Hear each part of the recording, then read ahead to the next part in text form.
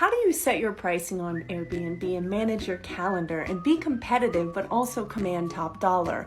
When you're thinking about your pricing, first and foremost, you need to understand that there is a high season, a low season, there are holidays. And depending on where you live, if you're in Africa, if you're in Europe, if you're in Japan, if you're in the United States, there are going to be some different moments, especially like New Mexico, right? The high season is winter versus New York, which might have a different high season. So we can use AirDNA, which is going to show us all the vacation rental data. We can also use the smart pricing feature of Airbnb. You'll see that in your calendar. You can just press that and it will show you the recommended prices. This is based on the supply and demand that Airbnb has within its algorithm, and it's going to show you what a competitive price would look like. I don't recommend using the smart pricing because they're kind of knocking down your price to try to get filled because they want to get their fees as well. And then they have a new feature that's just launched and it's called comparable pricing. And this is again a button that you can press within your listing on the calendar, and you're going to see what similar units,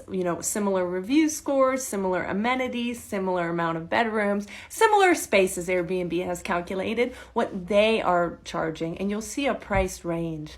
Another way to do this is to find out what your rental is worth is to look at your competitors. So you'll just type in your location, a number of guests, and then you'll use the filters to, put 2 bedrooms, 2 baths, whatever you have, if it's a whole home, if it's an apartment, and you'll just creep on the listings, just go click on their calendar and see what they're charging. When you click on their calendar on their listing, it's going to show you per night what they're charging, and you'll usually see a higher price like Thursday, Friday, Saturday nights, and usually depending on the area, Monday, Tuesday, sometimes Sunday will be much lower because that's when travelers are not really staying, they're kind of moving back to their place. Most people are going on long weekends depending on what they're doing because they need to go back to work. So those are the ways that you can find out what your rental is worth, what's a competitive price, how much you can expect. You can use this pricing for your business plan as well. There are softwares like Wheelhouse and some other ones that you can pay for